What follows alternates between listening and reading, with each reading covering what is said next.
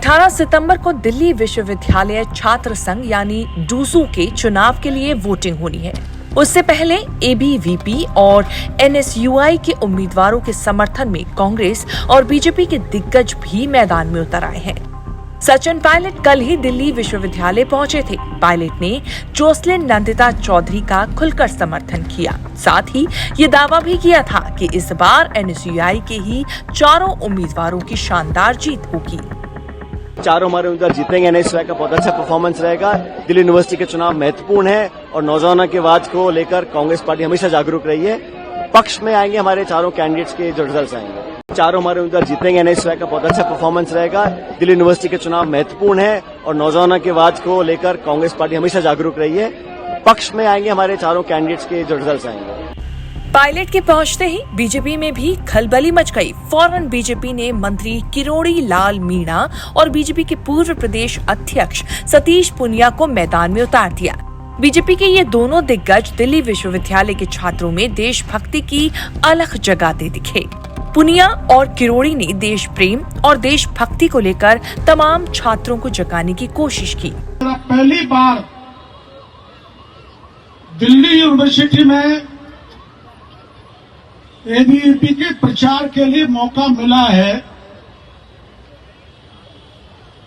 और राजस्थान के जितने छात्र या छात्राएं यहाँ पढ़ती हैं उनको संबोधित करने का सौभाग्य मिला है।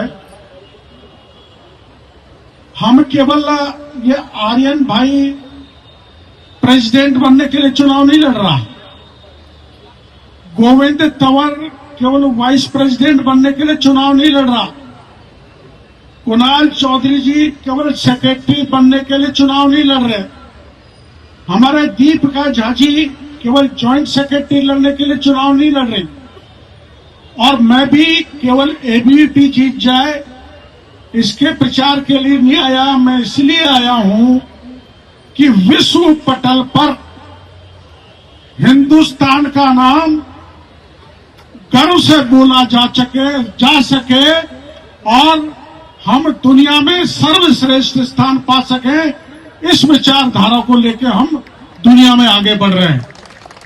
और आप सामने वालों का पक्ष जानते हैं।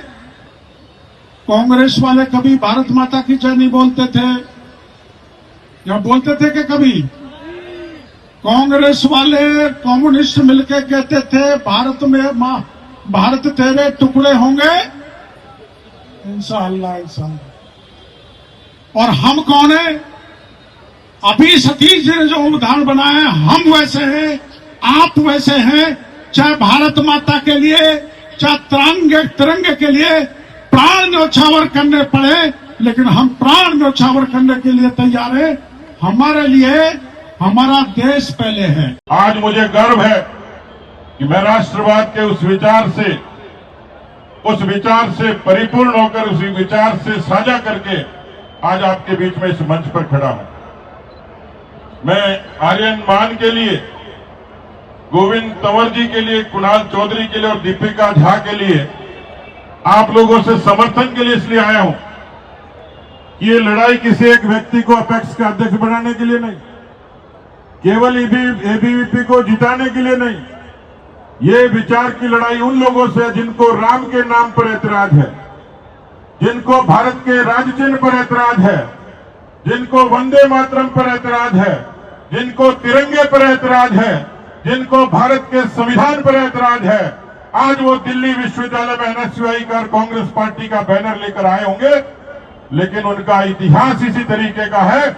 उस इतिहास से मुकाबला करने के लिए सामने जो छात्र शक्ति बैठी है, उनकी भुजाओं में, उनके लहू में इतना दम है कि उस तिरंगे ज्ञान के लिए विद्यार्थी परिषद के विद्यार्थियों के साथ पूरी मजबूती से खड़े होंगे।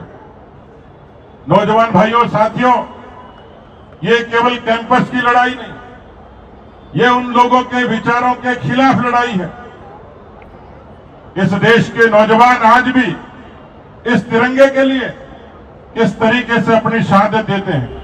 डूसू चुनाव में एबीवीपी ने अध्यक्ष पद के लिए आर्यन चौधरी, उपाध्यक्ष पद के लिए गोविंद तंवर सेक्रेटरी की पोस्ट के लिए कुणाल चौधरी और जॉइंट सेक्रेटरी की पोस्ट के लिए दीपिका झा को मैदान में उतारा है। तो वहीं NSUI ने अध्यक्ष पद के लिए जोसलिन नंदिता चौधरी, उपाध्यक्ष पद के लिए राहुल झांसला, सेक्रेटरी पोस्ट के लिए कबीर और जॉइंट सेक्रेटरी पोस्ट के लिए लवकुश भड़ाना को मैदान में उतारा है।